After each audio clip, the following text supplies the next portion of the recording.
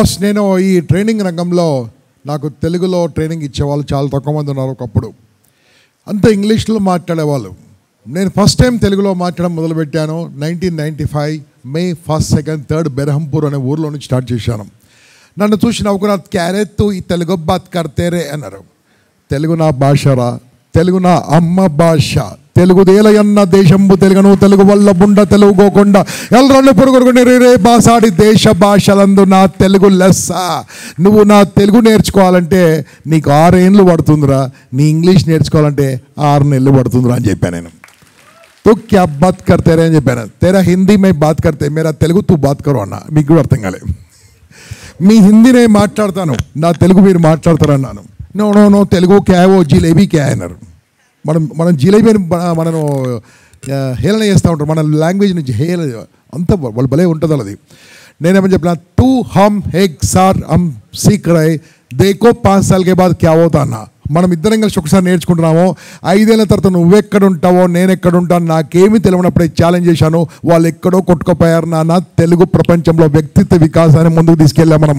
నేను ఓపెన్గా చెప్తున్నాను, ప్రపంచంలో హయ్యెస్ట్ పర్సనాలిటీ డెవలప్మెంట్ వీడియోలు, మళ్ళీ చెప్తున్నాను, హయ్యెస్ట్ పర్సనాలిటీ డెవలప్మెంట్ వీడియోలో నెంబర్ 1 ఇంగ్లీష్లో ఉన్నాయి, నెంబర్ 2 నా తెలుగు భాషలో ఉన్నాయి బాస్.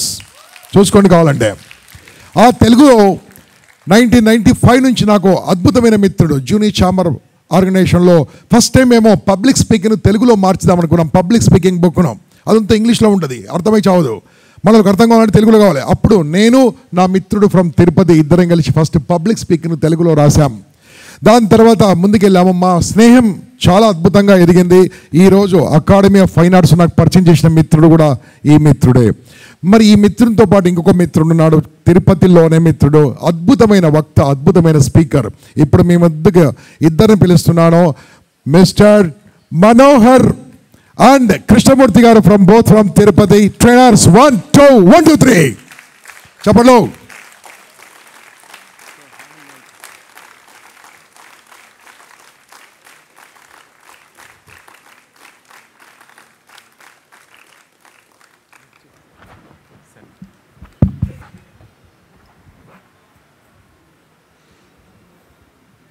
సభకు నమస్కారం. గంప నాకు మంచి మిత్రుడే కాదు, నేను పరిచయం అయినటువంటి గంప వేరు.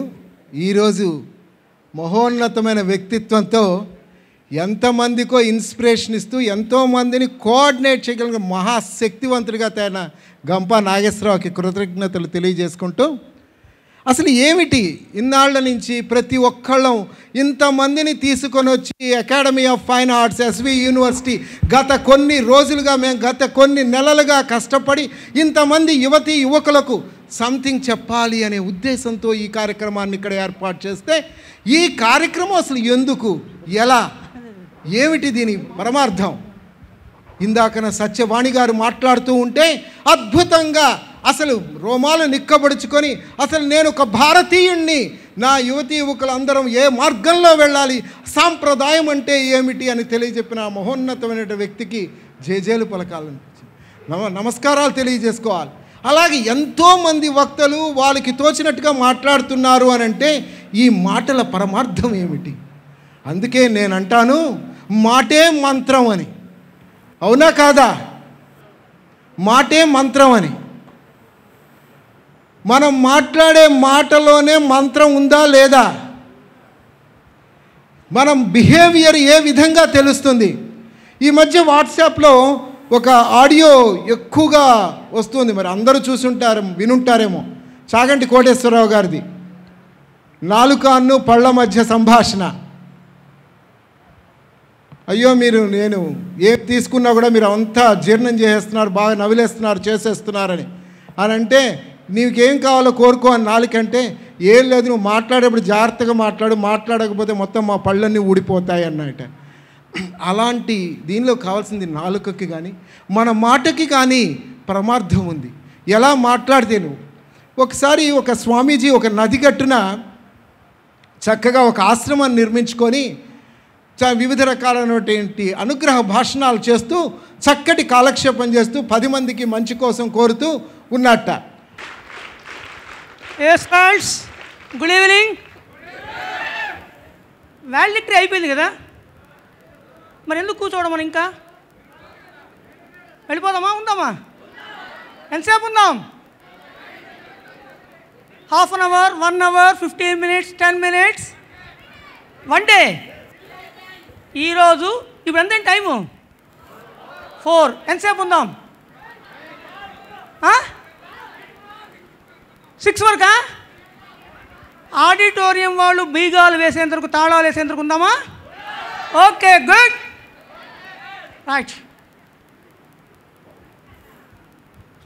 ఫ్రెండ్స్, ఒక చక్కటి మాకు ఇప్పుడు ఒక రకమైనటువంటి అవ్యక్తమైనటువంటి ఆనందంతో ఉన్నా నేను.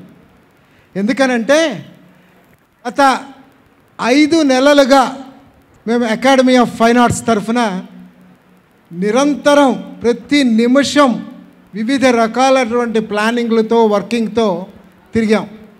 అందరం తిరిగిన తర్వాత మేము అంతా ఇంత శ్రమపడింది ఎందుకే అంటే ఈరోజు ఈ ఆనందం మీలో చూడడం కోసం. ఆ ఆనందాన్ని ఈరోజు నేను అనుభవిస్తున్నా. ఫ్రెండ్స్, ఇందాక గంప చెప్తూ ఉన్నారు స్పీచ్ ఎలా మాట్లాడాలి, ఏం చేయాలి, ఏమిటి అనేది. నేను 1984లో నుంచి ఈ ఆర్గనైజేషన్లో ఉన్నా. ఈ యూనివర్సిటీలో దీనిలో పుట్టింది. ఇక్కడ దీనితో పాటు మేము వర్క్ చేయడమే అలవాటు. మాకు ఇంక వేరే ప్రశ్న వేయడం అలాంటివి ఏమీ లేదు. ఎవరైనా స్పీచెస్ అవి. 1988లో జూనియర్ ఛాంబర్ ఇంటర్నేషనల్ జేసీఐ ఆర్గనైజేషన్లో జాయిన్ అయ్యాను. నేను యూజువల్గా నాకు వర్క్ చేయడం అలవాటు కానీ మాట్లాడడం అలవాటు లేదు, భయం కూడా. అలాంటిది నేను వెనకాల ఉండేవాడిని. అప్పుడు మా ప్రెసిడెంట్ ప్రభాకర్ రావు గారు ఒకరోజు సడన్గా పిలిచి, now JC GL Manohar will introduce the chief guest అన్నాడు. నేను వెనకాల కూర్చున్నవాడిని నేను ఇప్పటికీ నా కళ్ళకు కట్టినట్టుందండి, చెప్తున్నాను నిజంగా. వెనకాల నుంచి నేను భయపడి వణికిపోయాను. నా వల్ల కళ్ళు బైర్లు గమ్మాయి, కాళ్ళు మోకాళ్ళు ఇదైపోయాయి, కాళ్ళు తడబడ్డాయి. అక్కడి నుంచి నెమ్మదిగా వణుక్కుంటూ వచ్చి, సార్ ప్లీజ్ సార్, ఈసారి వద్దు సార్, నన్ను దయచేసి వదిలేయండి సార్, నేను నెక్స్ట్ టైం చేస్తాను సార్, నథింగ్ డూయింగ్, ఈయన చీఫ్ గెస్ట్, ఆయన గురించి ఇదిగో నువ్వు ఇప్పుడు చేస్తున్నావు అన్నారు. లేదా తీసుకొని దాన్ని తీసుకువెళ్ళి పోడియం దగ్గర నిలబడి ఏం చదివానో నాకు తెలియదు, ధనధనధనమని చప్పట్లు కొట్టారు. చప్పట్లు కొట్టేటికి నాకు ఆశ్చర్యం వేసింది. ఇలా వస్తుంటే ప్రతి ఒక్కళ్ళు షేక్ హ్యాండ్ ఇస్తున్నారు. ఎందుకు షేక్ హ్యాండ్ ఇస్తున్నారో తెలియదు, ఎందుకు చప్పట్లు కొట్టారు, ఎందుకు చప్పట్లు కొట్టుంటారు, ఎందుకు షేక్ హ్యాండ్ ఇచ్చుంటారు? స్టేజ్ మీద స్టేజ్ ఫీర్ పోయిందంటావా?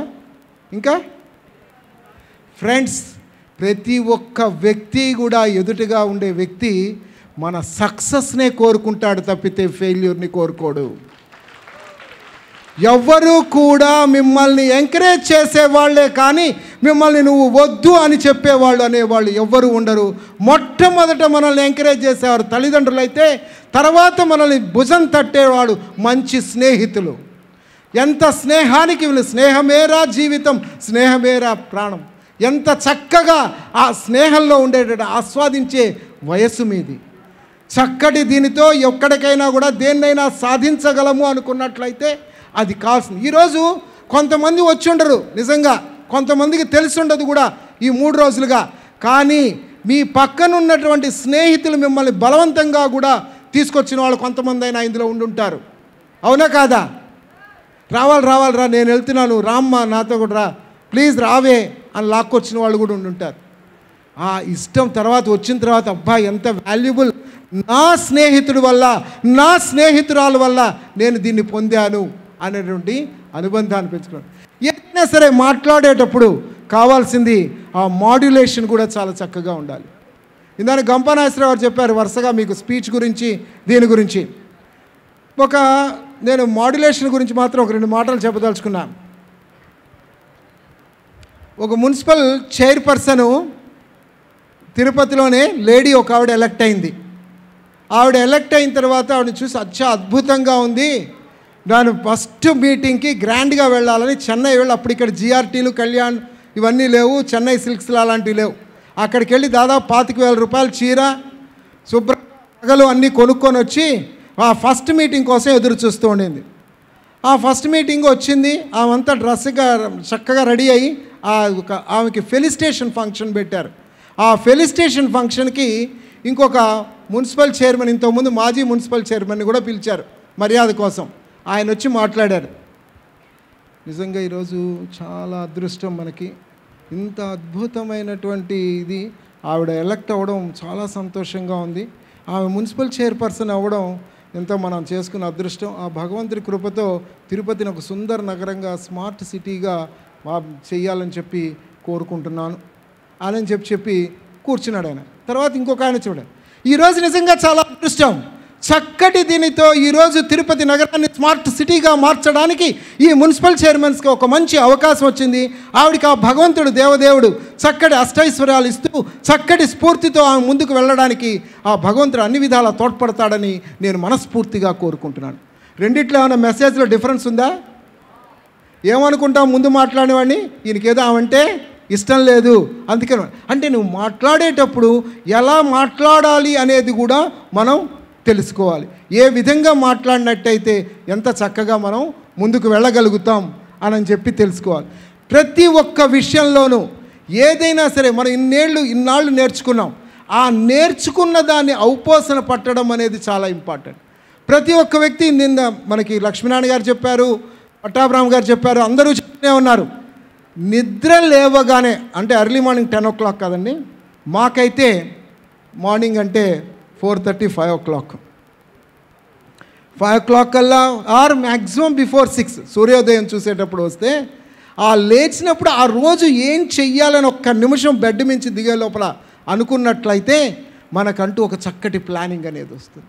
ఏ విధంగా మనం ముందుకెళ్ళచ్చు, ఎలా మనం దీన్ని సాధించవచ్చు అని. రాత్రి పడుకునే ముందు ఒకసారి నేను ఏమేం చేయాలి, ఏం చేశాను, ఏం చేసినట్లయితే బాగుండేది, దీనిలో ఏం చేయలేకపోయాను, ఇందువల్ల చేయలేకపోయాను అనేది కూడా ఆలోచించినట్లయితే, రోజు ఈ ప్రణాళికగానే ఉన్నట్లయితే తప్పనిసరిగా భవిష్యత్తు మనదే. ఆ భవిష్యత్తును నిర్మించుకోవడంలో మనం దేన్నైనా సాధించవచ్చు. మనకు ఒక మంచి రంగస్థలాన్ని నిర్మించుకోవచ్చు. అలా నిర్మించుకోవడానికి, సాధించడానికే ఈ 3 రోజులు చక్కటి కార్యక్రమాన్ని నిర్వహించాం. నా కళ ఇది, మేము గంపా నాగేశ్వరరావుతో కలిసి ఈ స్టేజ్ పంచుకోవాలి, చెయ్యాలి అని. ఎందుకనంటే 1995 నుంచి కూడా ఇంపాక్ట్ స్టార్ట్ అయిన రోజు నుంచి కూడా మా ఇద్దరికి తను ఇంపాక్ట్కి నన్ను పిలవడం అనేది జరిగేది రెగ్యులర్గా. మీకు తెలియనటువంటి అద్భుతం, ఈరోజు ఇంపాక్ట్ ఇలాగ వచ్చి మిమ్మల్ని అందరినీ ప్రేరణ చెందిస్తున్నారు.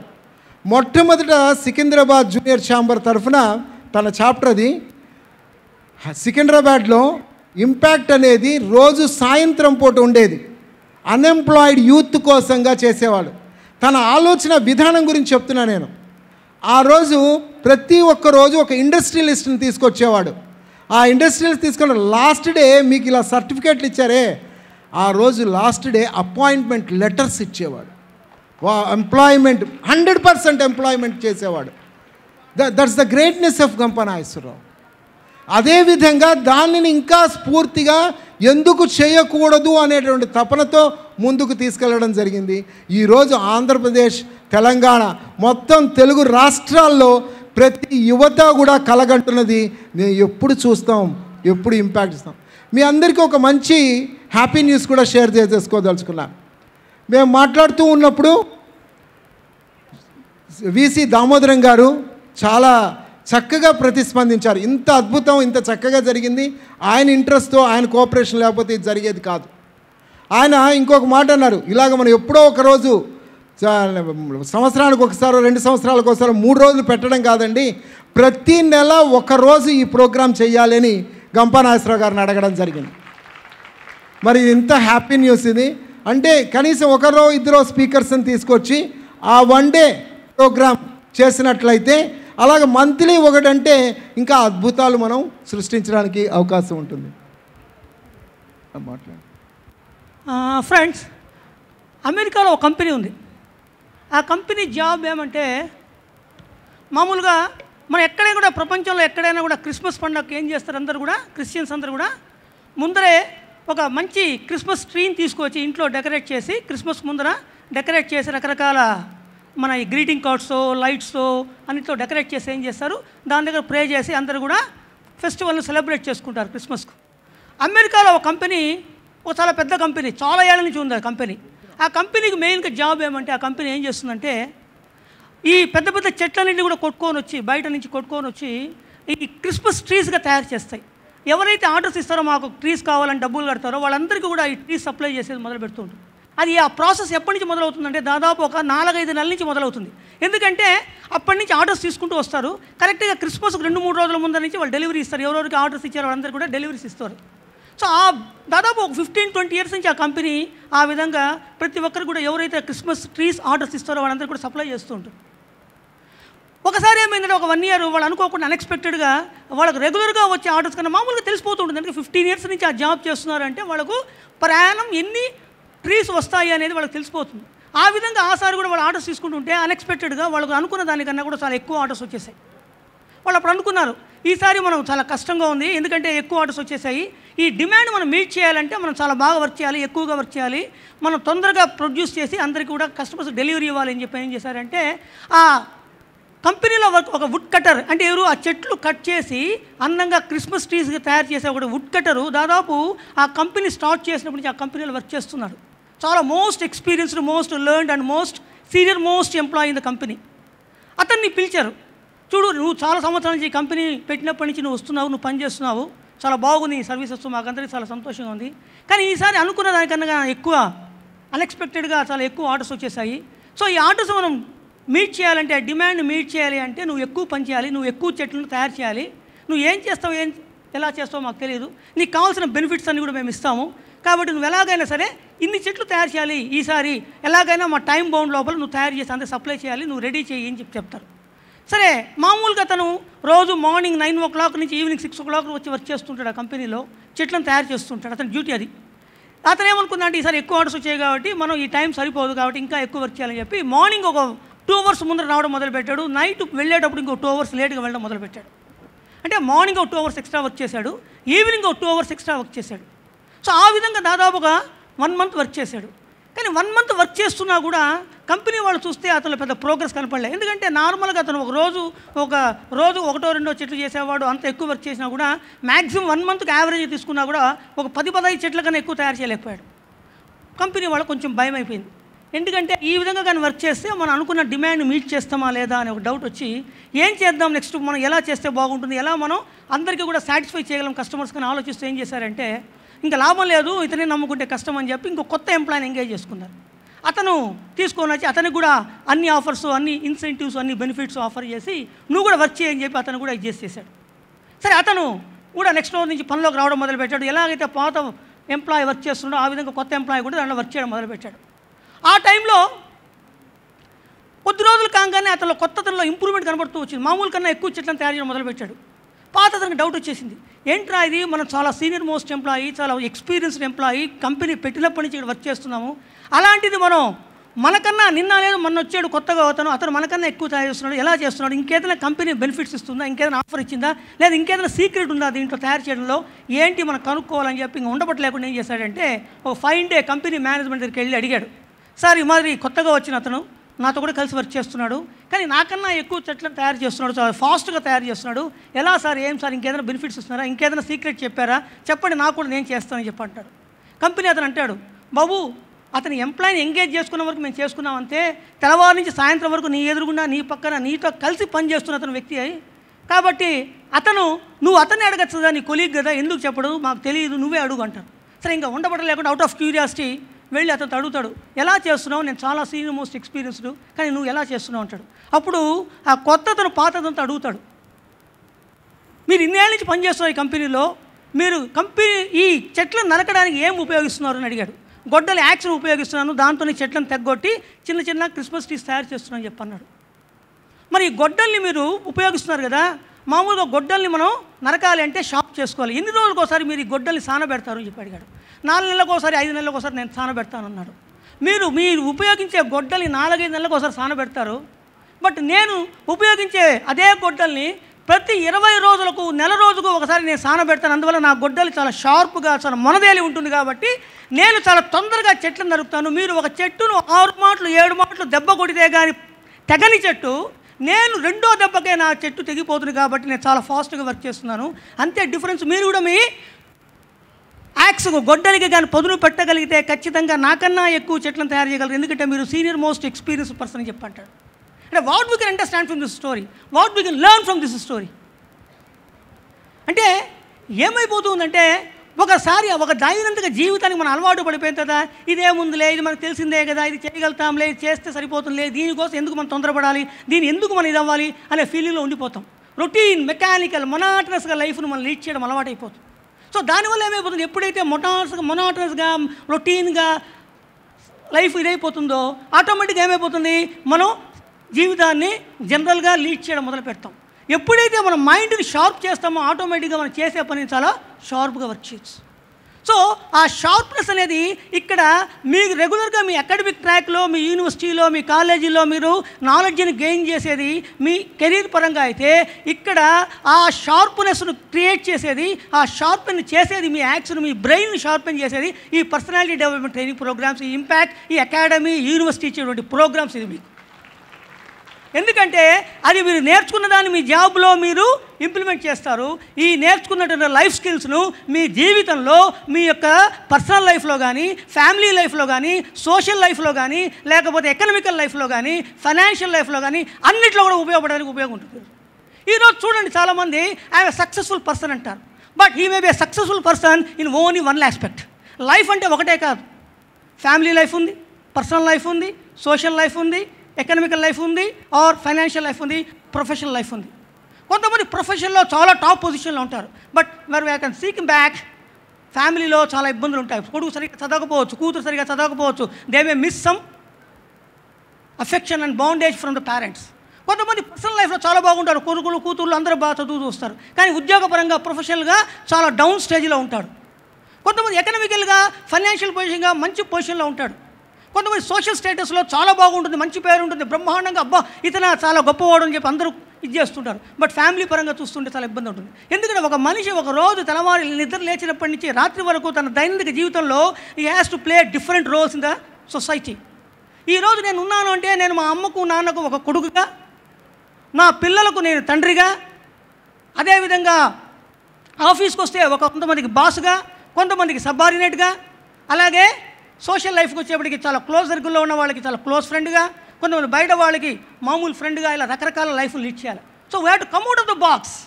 అది ఎప్పుడైతే వస్తామో అక్కడి నుంచి అప్పుడు ఖచ్చితంగా మనం ఏదైనా సాధించాలి అంటే, if you want to become a perfect individual, if you want to become a successful person, if you want to elevate your life, you have to be change. You have to sharpen your mind. When you can sharpen your mind, definitely you will be one of the successful person in the society.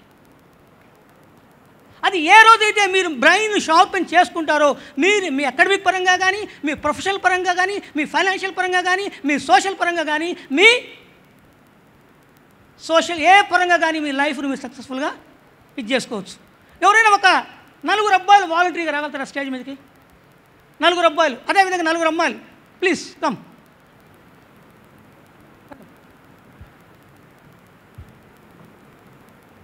ఏం చెప్పి భయపడద్దండి. మీరిద్దరు ఒక group, మీ ఇద్దరు ఒక group, మీ ఇద్దరు ఒక group, మీ ఇద్దరు ఒక గ్రూప్. దగ్గర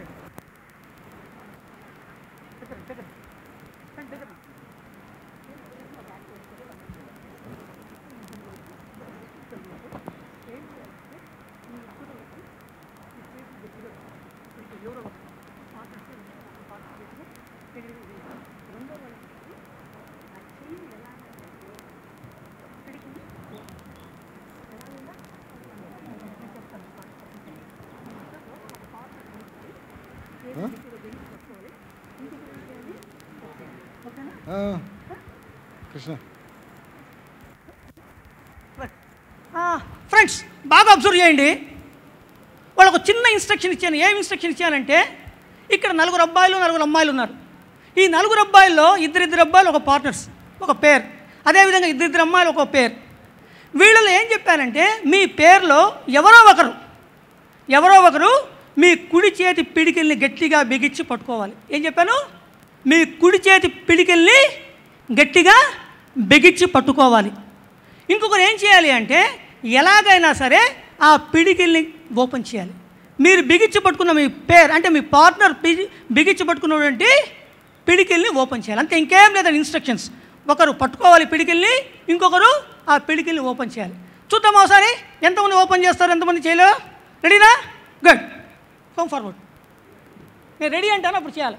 మీరు అందరూ ఒకేసారి అట్ టైం అందరూ ఒకేసారి రెడీనా? రెడీ ఉండండి. 1 2 3 చెప్దామా? రెడీ 1 2 3 కమాన్. ఓపెన్ చేయండి. ఎట్లాగైనా సరే మీరు ఓపెన్ చేయాలి, చేయండి అంతే.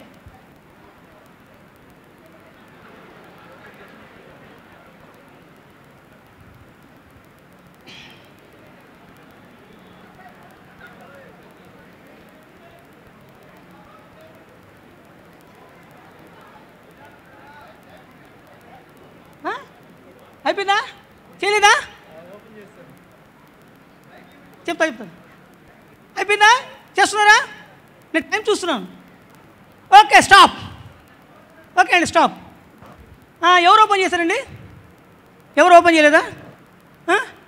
బిగించి పట్టుకోమని ఈ పేరే. ఓకే సంఘమిత్ర చేయి ఓపెన్ చేయి. చూసారండి నేనేం చెప్పాను ఇన్స్ట్రక్షన్స్? ఎలాగైనా పిడికిలు ఓపెన్ చేయమన్నాను. ట్రై చేశారు. నేనేం చేశాను? సంఘమిత్రని ఏం చేశాను? దూరంగా నిల్చుకొని సంఘమిత్ర మీ చేయి ఓపెన్ చేయండి అన్నాను. ఏమన్నారు? ఆటోమేటిక్గా ఏం చేసింది? వీళ్ళందరూ కూడా ఫ్రెండ్సే. ఒకవేళ ఫ్రెండ్స్ తెలియకపోయినా కూడా ఒకే యూనివర్సిటీలో లేదా ఒకే కాలేజీలో ఒకే క్యాంపస్లో రెగ్యులర్గా తిరుగుతుంటారు. ఒకసారి కాకపోతే ఒకసారి చూసుంటారు.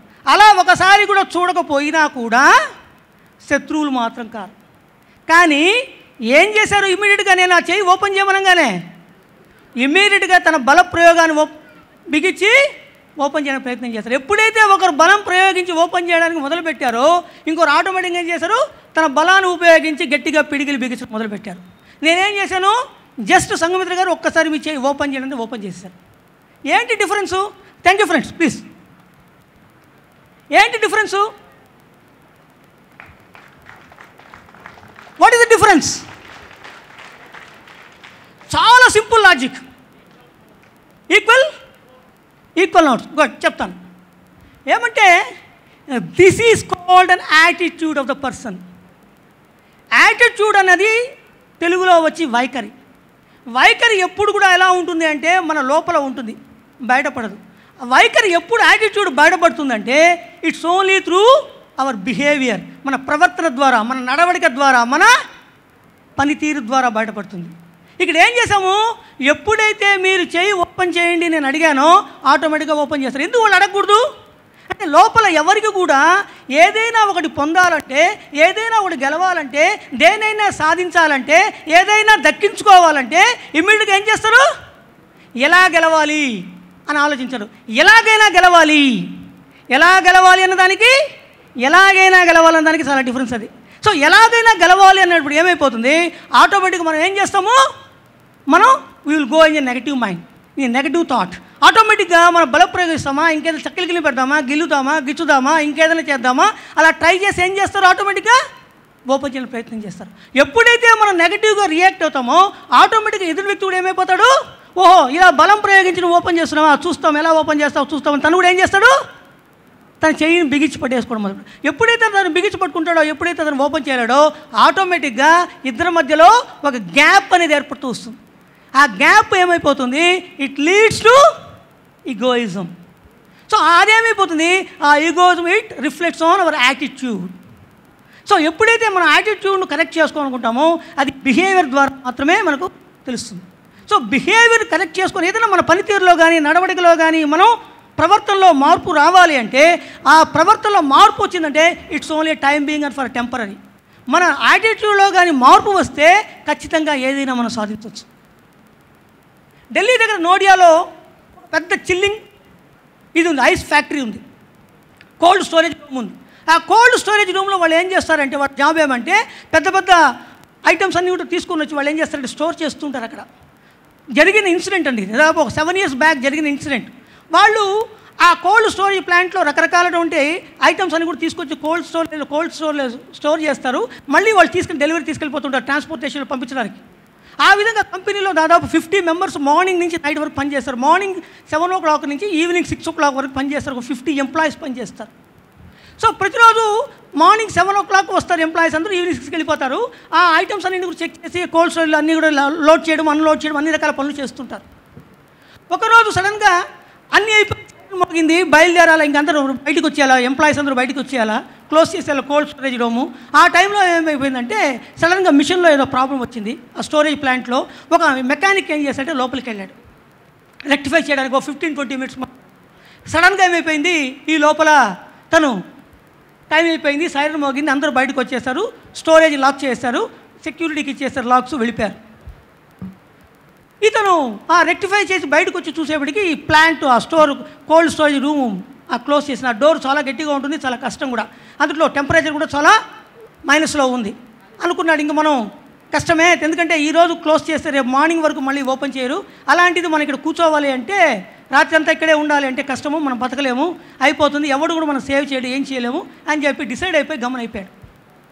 ఈ లోపల ఎందుకు ఆ రోజు సెక్యూరిటీ గార్డు అనుకోకుండా లోపలికి వచ్చి ఆ కాంపౌండ్ లోపలికి వచ్చి అన్నీ చెక్ చేసుకుంటూ దగ్గరకు వచ్చాడు. ఈ లోపల ఇతను కట్టె కొట్టుకుంటూ దగ్గరకు వచ్చేటప్పటికి లోపల ఉన్న అతనికి వినపడి ఎవరో వస్తున్నారని చెప్పి దమదమదమనే ఆ ప్లాంట్ లోపల ఇరుక్కుపోయిన తలుపును బాధేటప్పటికి శబ్దం అవుతుందని చెప్పి అతను వచ్చి ఆ ప్లాంట్ రూమ్ ఓపెన్ చేశాడు. చేస్తే ఇతను బయటకు వచ్చాడు. సార్ ఏంటి సార్ మీరు లోపల ఉన్నారా అంటే, అవును లోపల ఉండిపోయినాను, మరి నేను వర్క్ చేస్తున్నప్పుడు మూసుకొని వెళ్ళిపోయారు, చూసుకోలేదు ఎవరు, ఈ విధంగా ఇదైపోయినాను, అసలు యాక్చువల్గా నువ్వు ఓపెన్ చేయకపోతే నేను ఏమైనా చనిపోయిండావని, బై లక్కీగా నువ్వు లోపలికి వచ్చాడు, మామూలుగా నేను రాను సార్ ఈరోజు వచ్చాను అని చెప్పన్నాడు. అవును ఎందుకు వచ్చావు యాక్చువల్గా అంటే, అప్పుడు అతను చెప్పాడంటే ఒకే మాట చెప్పాడంటే, సార్ ఈ కంపెనీలో 50 మంది పనిచేస్తారు, 50 మందిలో మార్నింగ్ వెళ్తారు, ఈవినింగ్ అంతా రిటర్న్ వచ్చేస్తారు, సైన్ చేసి వెళ్ళిపోతుంటారు, కానీ ఈ 50 మందిలో మీరు ఒక్కరే మార్నింగ్ వెళ్ళేటప్పుడు నాకు గుడ్ మార్నింగ్ అని చెప్తారు, ఈవినింగ్ వెళ్ళేటప్పుడు గుడ్ నైట్ అని చెప్తారు, ఈరోజు మార్నింగ్ వెళ్ళేటప్పుడు మీరు గుడ్ మార్నింగ్ అని చెప్పారు, నైట్ వెళ్ళేటప్పుడు గుడ్ నైట్ చెప్పలేదు అని నాకు డౌట్ వచ్చి ఎందుకు లేదు ఎక్కడ లోపల ఉన్నారు ఇంకెక్కడ ఉన్నారని వెతుకుదామని వచ్చాను సార్ అని చెప్పాను. మనం అనుకుంటాం మన సమాజంలో మనం హోటల్కి వెళ్తాం, బేరర్ కాఫీ ఇస్తాడు, లేదు ఇంకోటి ఇస్తాడు, జస్ట్ టిప్స్ ఇస్తాం, అన్నీ చేస్తాం, just we cannot say thanks, ఎందుకంటే హోటల్ వాడే కదా. ట్యాక్సీలో వెళ్తాం లేదా ఆటోలో వెళ్తాం, మనల్ని దింపుతాడు, టైంకి దింపుతాడు, మనం తొందరగా చేస్తాం, స్టేషన్ తొందరగా తీసుకెళ్ళి హడావుడి చేస్తాం, అన్నీ చేస్తాం, కానీ దిగగానే మనం బ్యాగ్ తీసుకొని డబ్బులు ఇచ్చేసి వెళ్ళిపోతాం, thank you boss thank you అని ఒక మాట చెప్పలేము. సో ఈ యాటిట్యూడ్ కానీ డెవలప్ చేసుకోగలిగితే ఖచ్చితంగా you will be a successful person in your life, you will be one among the best individual.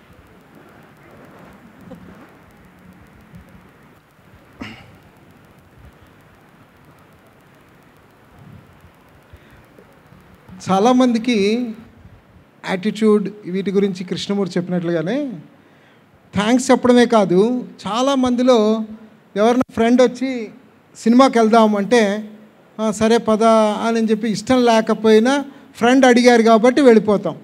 ఏదైనా వచ్చి అడిగారనుకో పుస్తకం ఇవ్వు అంటే ఆ పుస్తకం ఇచ్చేస్తాం. అసలు ఎలా మనల్ని మనం నియంత్రించుకోవడం, మన ఇంట్లో చెప్పాలి, రేపు ఎగ్జామ్ ఈరోజు వెళ్ళమని చెప్పాలి, ఎలా చెప్పగలం? When you want to say no, how to say no. అసలు ఈ ఒక వ్యక్తికి మనం దాన్ని స్మూత్గా ఎలా చెప్పగలం? నాకు ఇది చెప్తున్నప్పుడు నాకు జరిగిన ఒక ఇన్సిడెంట్ గుర్తొస్తుంది. నేను నా మ్యారేజ్ 1982లో అయింది, అకాడమీ ఆఫ్ ఫైన్ ఆర్ట్స్ పెట్టడానికి ముందే. వెంటనే ఫస్ట్ దీనిలోనే అవుటింగ్లోనే ఎంత వారలైన కాంతాదాసులు అని పెడితే అందులో ఫస్ట్ ప్రైజ్ కూడా వచ్చింది మా ఆవిడతో కలిసి నాకు. దీంతో 25 years యానివర్సరీ అప్పుడు ఎప్పుడు కూడా తను ఇష్టపడిన చీర కొనివ్వడమే కానీ నేను మామూలుగా ఎప్పుడు ఇచ్చేసింది లేదు. మాకు తెలిసిన ఫ్రెండ్ షాప్కి వెళ్ళాను, ఈవినింగ్ ఒక సర్ప్రైజ్ చేయాలి మా ఆవిడ్ని, తనకు ఒక మంచి గిఫ్ట్ శారీ ఒకటి మంచిది కొనుక్కొని వెళ్ళి పొద్దునే ఇవ్వాలి అని వెళ్ళాను. నేను వెళ్ళి రాత్రి 10:30 దాకా మొత్తం అన్నీ తీయించాను. మొత్తం మీద లాస్ట్లో ఒక శారీ సెలెక్ట్ చేసుకొని వచ్చాను.